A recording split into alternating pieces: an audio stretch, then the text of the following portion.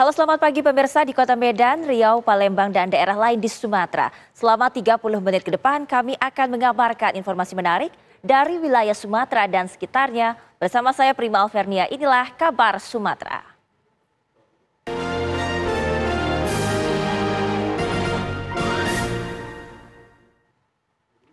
Ya, seorang kurir sabu diringkus Polres Pringsewu, Lampung saat akan mengantar sabu ke pembeli. Barang bukti yakni 0,3 gram sabu.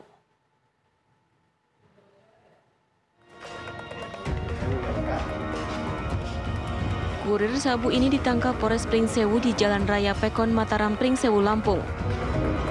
Saat digeledah, polisi menemukan 0,3 gram sabu. Pelaku DS rupanya akan mengantar sabu tersebut ke pihak pembeli. DS mengaku mendapatkan sabu dari wilayah Pesawaran. Telepon dari masyarakat bahwasanya ada seorang kurir yang diduga kurir narkotika jenis sabu yang akan melintas di wilayah Kabupaten Pringsewu. Kemudian tim kami melakukan penyelidikan dan mendapati terduga pelaku sedang mengendarai kendaraan bermotor di Jalan Raya Pekon, Mataram, Kabupaten Pringsewu. Polisi kini masih menelusuri pihak pemasok dan pemesan sabu. Dari Pringsewu, Lampung, Pujiansyah, Nanang, TV One mengabarkan. 94 senjata api rakitan diamankan oleh Polres Muara Enim, Sumatera Selatan. Sebagian di antaranya diserahkan sukarela oleh warga.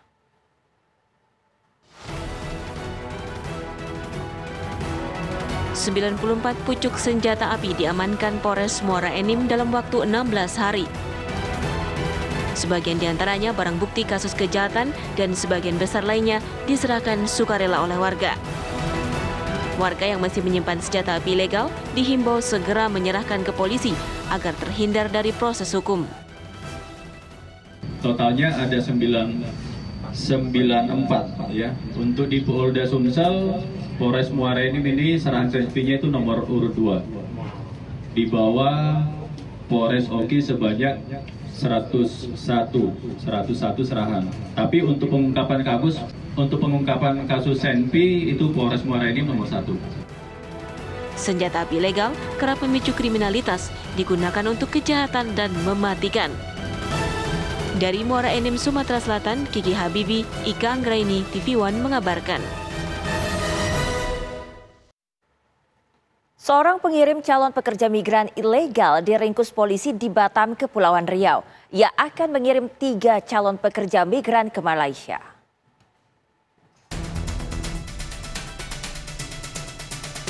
MR ditangkap Polsek Nongsa, Kota Batam, Kepulauan Riau di penampungan calon pekerja migran ilegal yang berada di Kafling Sambau, Nongsa. Ia akan mengirim calon pekerja migran ilegal ke Malaysia. 3 korban membayar 12 juta rupiah per orang dan pelaku MR mendapat bagian 6 juta rupiah per orang. Satu per orangnya, jadi pihak korban ini dibayarkan di awal. Dimintai dari si DPO yang berada di Sumbawa di sana, diminta 12 juta rupiah per kepala. Dan saat ini si pelaku yang sudah kita amankan diberikan imbalan 18 juta untuk ketiga korban ataupun calon PMI ilegal tersebut. Polisi kini masih mengejar seorang perekrut calon pekerja migran ilegal yang berada di Lombok, Nusa Tenggara Barat. Dari Batam, Kepulauan Riau, Alboin, TV One mengabarkan.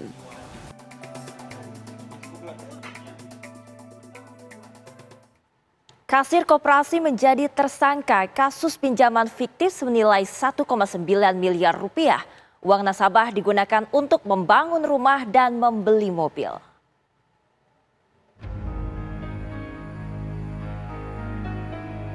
Kasir atau teller koperasi berinisial E tertunduk saat digiring petugas Polresta Barelang, Batam. Ia ditetapkan menjadi tersangka dalam kasus penggelapan dana nasabah koperasi simpan pinjam KSP Belakang Padang. E berperan menarik dana dan pelaku lain yang sudah meninggal dunia berperan membuat pinjaman fiktif. Dana yang digelapkan total 1,9 miliar rupiah. Modusnya jadi 2 tersangka yang mana berperan yang pertama detailer. Ini yang merubah dari buku tabungan, kemudian yang menarik langsung, ini dia yang di belakang inisial A, ulangi inisial E.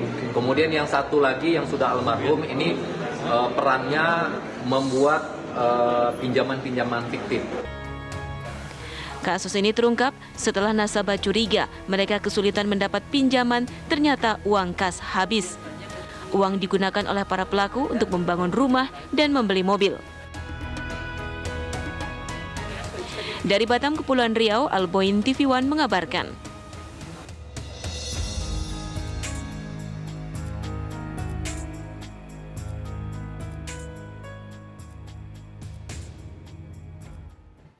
Tim gabungan Polda Sumatera Utara melakukan pemeriksaan ulang dan juga cek olah tempat kejadian perkara atau TKP penemuan jasad almarhum Bribka Arfan Saragih. Pemeriksaan ulang ini dilakukan setelah pihak keluarga menduga adanya kejanggalan kematian korban yang disebut sebelumnya tewas bunuh diri.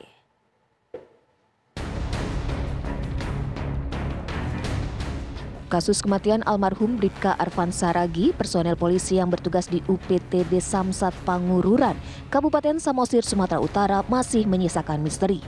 Keluarga menduga ada banyak kejanggalan terkait kematian korban yang sebelumnya disebutkan tewas bunuh diri akibat menegak cairan sianida oleh Polres Samosir dalam konferensi pers beberapa waktu lalu.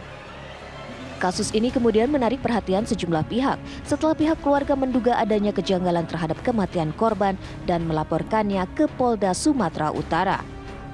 Polda Sumatera Utara kemudian mengambil alih kasus tersebut dan Kapolda Sumatera Utara memerintahkan tim Polda Sumut untuk mengungkap kebenaran kematian korban dan membentuk tim penyelidikan. Jadi penyidik Polda Sumatera Utara yang terdiri dari penyidik Krimsus, penyidik Krimum, dan Propam, tim ini menggali, mendalami, menyelidiki peristiwa-peristiwa dari penggelapan pajaknya, kemudian kematiannya. Gitu. Tim gabungan Polda Sumut yang terdiri dari tim Lab 4 Inavis, kedokteran bersama Kepala Laboratorium Forensik dan Direktur Reskrimum Polda Sumut, minggu kemarin kembali mengecek tempat kejadian perkara TKP yang menjadi lokasi meninggalnya Bribka Arfan Saragih AS dan mendalami petunjuk dan keterangan sejumlah saksi. Pengecekan kembali ini juga didampingi pengacara almarhum Bribka AS. Pemeriksaan ulang tempat kejadian perkara dilakukan guna memastikan penyebab kematian Bribka AS yang ditemukan meninggal dunia di Desa Simulop, Kelurahan Siogung-Ogung, Kecamatan Pangururan, Samosir pada 6 Februari 2023 lalu. Sebelumnya, kasus kematian almarhum Bribka AS masih menyisakan misteri. Keluarga menduga banyak kejanggalan terkait kematian korban yang sebelumnya disebutkan tewas bunuh diri akibat menegak cairan sianida.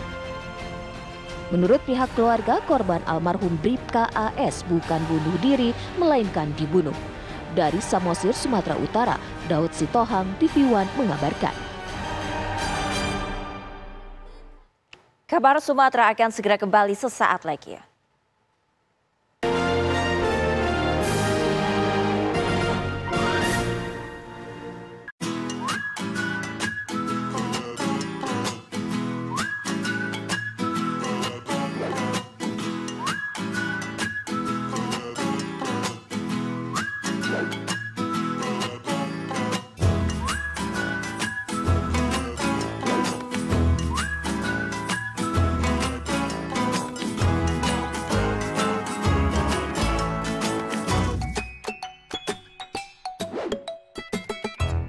Puas kamu bikin aku kesel terus. Aku salah apa lagi sih sayang? Bukan kamu mas, ini TV-nya nih berbayang terus. Aku udah beliin kamu set-top box TV buat nonton siaran TV digital. Kau pasangin ya.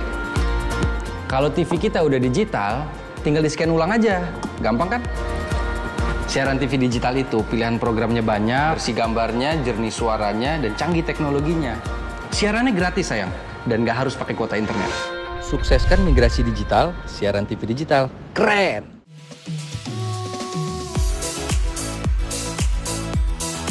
Agar tubuh menjadi sehat, diperlukan motivasi. Saksikan Hidup Sehat dan Hidup Sehat Plus setiap Senin Sampai jumpa. Pukul 9 pagi. Hanya di TV One.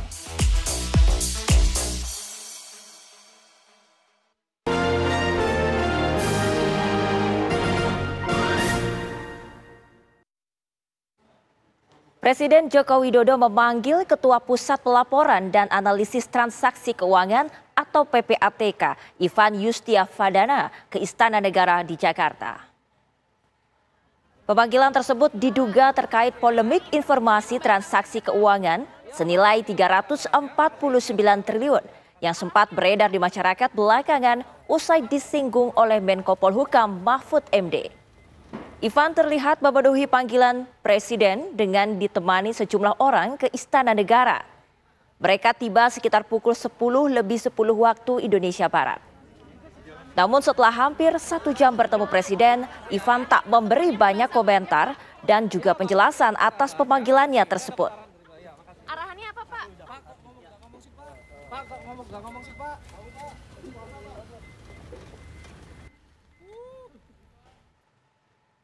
Sementara itu, Komisi 3 DPR RI menggelar uji kelayakan dan kepatutan untuk calon Hakim Agung dan Hakim ad hoc pada Mahkamah Agung atau MA.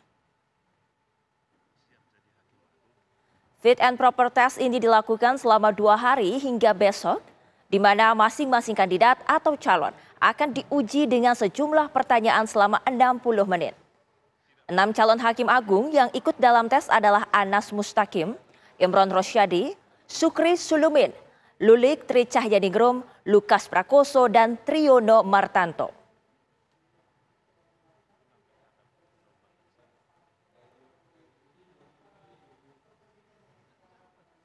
Menteri Keuangan Sri Mulyani mengungkap sejumlah kejanggalan dalam polemik laporan PPATK yang menyebut adanya transaksi janggal 349 triliun rupiah di Kementerian Keuangan. Selain tanggal surat dari PPATK yang diterima lebih lambat, surat PPATK yang merinci dana 349 triliun rupiah dinilai janggal karena merupakan rekapitulasi data selama 15 tahun. Assalamualaikum warahmatullahi wabarakatuh. Adanya transaksi janggal 349 triliun rupiah di Kementerian Keuangan yang diungkap oleh Menko Polhukam Mahfud MD terus memicu polemik. Semoga ibadah Bapak dan Meski berkali-kali telah dijelaskan, sejumlah kejanggalan justru mulai terkuak. Kepada Komisi 11 DPR RI, Menteri Keuangan Sri Mulyani mengungkapkan adanya kejanggalan terkait surat yang diterima pihaknya dari Pusat Pelaporan dan Analisis Transaksi Keuangan PPATK. Kejanggalan pertama adalah terkait surat tertanggal 7 Maret yang justru baru diterima pada tanggal 9 Maret 2023. Selain itu, format surat berikutnya yang diterima dari PPATK juga dinilai tidak lazim. Surat heboh, 349 triliun 300 surat, semuanya serba 300 dalam hal ini. 13 Maret, sebetulnya pertama tanggal 8 Maret itu Pak Mahfud menyampaikan di publik. Kami menanyakan, kami belum menerima surat apapun. Menurut Pak Ivan ada surat yang dikirim. Saya cek semuanya belum ada. Ternyata baru dikirim tanggal 9 dengan tertanggal tanggal 7 Maret. Surat pertama itu. Surat itu tidak ada angkanya. Jadi saya juga nggak tahu kenapa ada angka, tapi saya menerima surat yang hanya berisi seluruh surat-surat PPATK yang dikirim sejak tahun 2009 hingga 2023. Ini juga baru pertama kali PPATK menyampaikan sebuah kompilasi surat kepada Kementerian Keuangan. Karena biasanya tadi yang seperti saya sampaikan surat-suratan antara Kemenko adalah tadi berhubungan dengan kalau ada penyelidikan, entitas, jadi tidak pernah melakukan suatu kompilasi keseluruhan apalagi dari tahun 2009 hingga 2023. Jadi ini agak di luar pakem memang.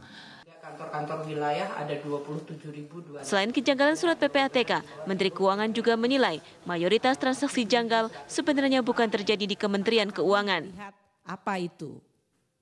Nah, jadi 253 triliun adalah sebetulnya transaksi dari korporasi, 74 triliun ada surat PPATK ke APH.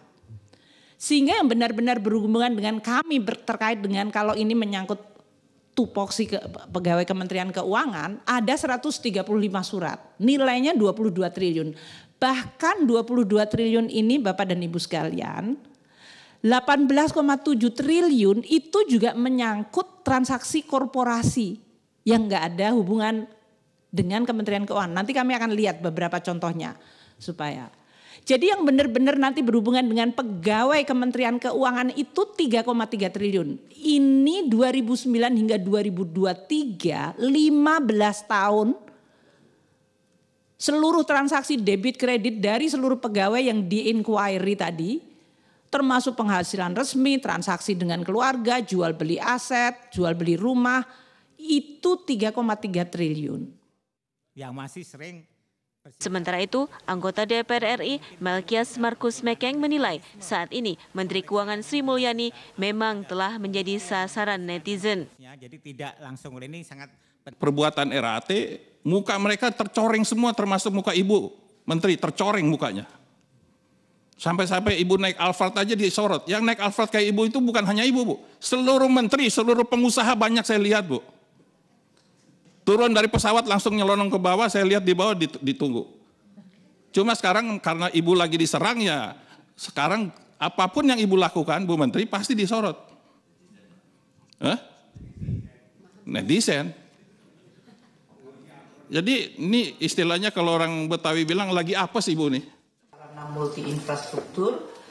Setelah PPATK memberi keterangan pekan lalu, Komisi 3 DPR RI akan memanggil dan meminta penjelasan dari Menko Polhukam Mahfud MD pada Rabu mendatang. Dari Jakarta, tim TV One mengabarkan. Dan salam sejahtera untuk kita semua, Om Swastiastu. Drawing Piala Dunia U20 2023 yang seharusnya digelar 31 Maret mendatang di Bali resmi dibatalkan oleh FIFA. Pembatalan tersebut tak lepas dari gelombang penolakan terhadap keikutsertaan Israel di Piala Dunia U20 termasuk Gubernur Bali Iwayan Koster. Akankah perhelatan Piala Dunia U20 batal digelar di tanah air?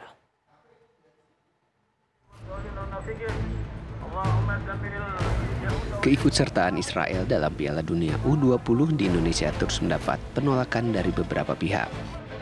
Sejumlah ormas Islam menolak kedatangan timnas Israel ke tanah air, termasuk Muhammadiyah. Mereka beranggapan Israel merupakan penjajah. Penjajah, siapa yang menyatakan Israel itu tidak penjajah? Ya, sejak tahun 1948 ya, Israel itu sudah menjajah Palestina. Saya belum lahir itu. Sampai hari ini saya sudah tua dan hampir mati ya. Ya belum selesai juga gitu. Nah, oleh karena itu bagi saya yang terpikir ya, sikap kita apa? Ya bagi saya Muhammadiyah melihat negeri ini sebagai darul ahdi wasyahadah. Jadi artinya negeri ini adalah negeri yang kita bangun atas dasar kesepakatan. Dan kita sudah sepakat bahwa hukum dasar kita adalah Undang-Undang 45. Di Muqaddimah Undang-Undang 45 itu di alinea pertama sudah jelas-jelas menyatakan kuasa keberadaan segala bangsa. Itu penjajah harus dihapuskan di muka bumi. Setelah penolakan tersebut digaungkan sejumlah ormas Islam, Gubernur Bali Iwayan Koster juga menyuarakan hal yang sama. Iwayan Koster mengatakan pihaknya menolak jika Bali dijadikan tempat laga timnas Israel saat Piala Dunia U20 nanti. Hal tersebut ditulis Iwayan Koster dalam suratnya yang ditujukan kepada Menteri Pemuda dan Olahraga yang saat itu dipegang Zainuddin Amali. Salah satu alasan yang menjadikan Bali menolak timnas Israel berlaga di Bali adalah mengenai kebijakan politik Israel terhadap Palestina yang tidak sesuai dengan kebijakan politik di Indonesia. Imbas dari penolakan timnas Israel tersebut adalah pembatalan drawing Piala Dunia yang sejatinya digelar 31 Maret mendatang di Bali.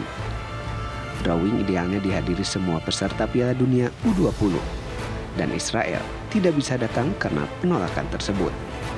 Pembatalan drawing Piala Dunia U20 ini diungkap Arya Sinulinga selaku anggota Komite Eksekutif PSSI. Walau pembatalan ini masih disampaikan lisan, namun dipastikan drawing telah dibatalkan FIFA. Di Bali telah dibatalkan oleh FIFA. Jadi drawing tanggal 31 Maret yang harusnya diselenggarakan di Bali sudah dibatalkan oleh FIFA. Jadi ini adalah informasi yang kami dapat dari FIFA. Memang kami belum mendapatkan surat resmi dari FIFA, tapi pesannya jelas bahwa dibatalkan. Dan ini memang kami maklumi karena adanya penolakan dari Gubernur Bali, Pemprov Bali, yang menolak kedatangan tim Israel. Belum ada jadwal drawing pengganti yang disampaikan FIFA kepada PSSI. Begitu pula konsekuensi yang harus diterima PSSI atas pembatalan drawing di Bali.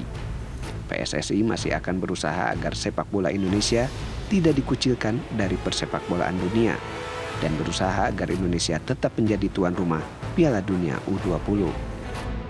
Tim TV One mengabarkan. Pemirsa, kabar Sumatera akan segera kembali usai jeda.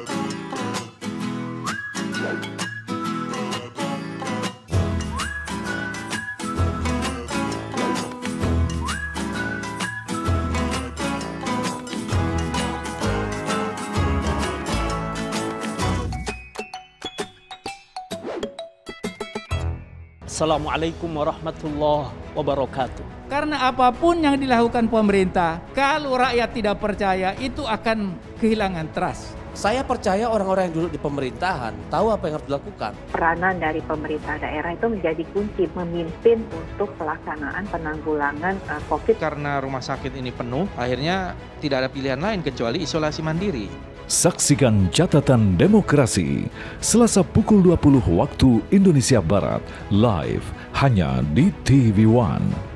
Puas kamu bikin aku kesel terus. Aku salah apa lagi sih sayang? Bukan kamu mas, ini TV-nya nih berbayang terus. Oh, aku udah beliin kamu set-top box TV buat nonton siaran TV digital. Kau pasangin ya.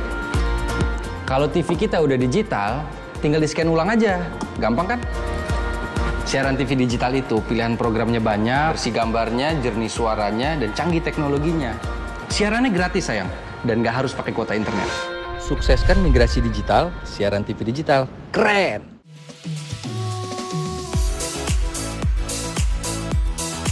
Agar tubuh menjadi sehat, diperlukan motivasi. Saksikan Hidup Sehat dan Hidup Sehat Plus setiap Senin sampai Jumat pukul 9 pagi hanya di TV One.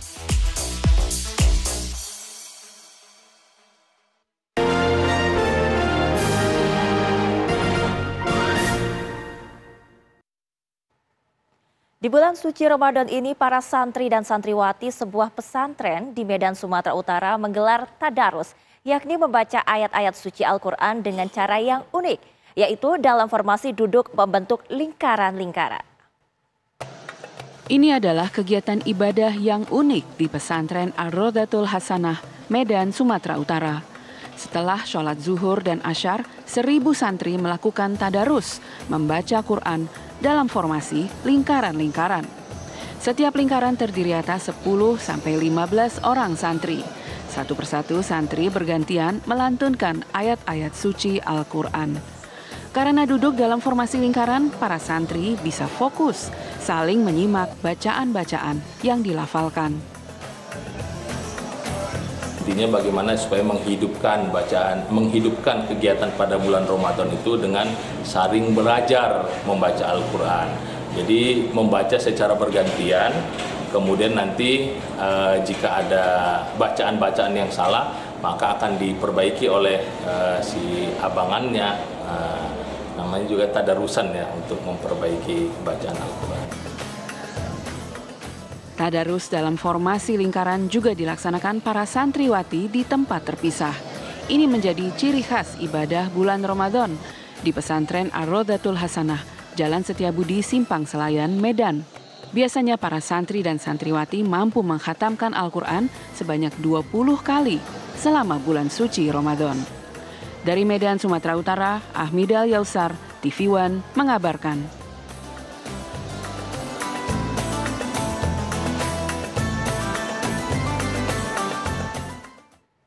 Menjelang waktu berbuka puasa, salah satu menu favorit menjadi incaran warga di bulan Ramadan ini adalah toge panyabungan, minuman segar khas Panyabungan Mandailing, Natal, Sumatera Utara.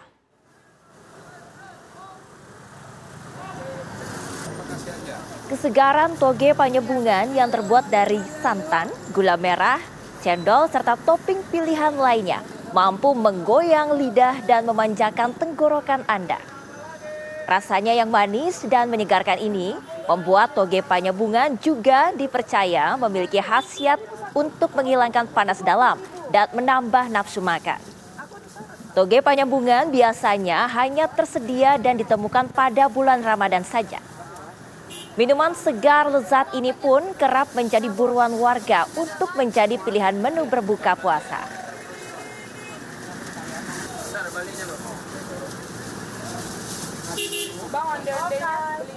Ya, bulan suci Ramadan segera tiba. Kedatangan bulan mulia itu selalu dijadikan momentum bagi setiap orang untuk mencari dan meningkatkan amal kebaikan. Seperti yang dilakukan oleh salah satu barbershop di Bandar Lampung yang mulai memberikan pelayanan potong rambut dengan bayar suka-suka alias seikhlasnya. Sekilas tidak ada yang berbeda dengan barbershop atau tempat potong rambut di Jalan Pulau Legun di Sukaramai, Bandar Lampung ini. Para penata rambut terlihat tengah sibuk memotong rambut para pelanggan yang datang. Namun perbedaan baru terasa ketika pelanggan akan membayar jasa potong rambut. Jika sebelumnya tarif potong rambut di tempat ini seharga Rp35.000, maka menjelang Ramadan pemilik barbershop membuat program bayar seikhlasnya. Salah seorang pelanggan hanya membayar Rp5.000 saja untuk jasa potong rambut. Meski hanya membayar seikhlasnya, namun para pelanggan merasa puas dengan pelayanan barbershop kekinian dengan berbagai gaya potongan rambut kalangan remaja. Seikhlasnya aja, tadi sebenarnya normalnya itu sekitar Rp35.000 ya kalau untuk normalnya, tapi Mada cuma membayar seikhlasnya aja. Berapa tadi bayarnya? Tadi cuma bayar Rp5.000 aja, Kak. Rp5.000 aja? Cuma Rp5.000. Terus rekomen banget, tempatnya bersih, terus nyaman, strategis, terus stylenya juga bagus banget ini hasilnya. Pemilik barbershop menjelaskan dengan promo ini diharapkan dapat membantu para remaja yang belum memiliki penghasilan tetap agar bisa selalu tampil rapi.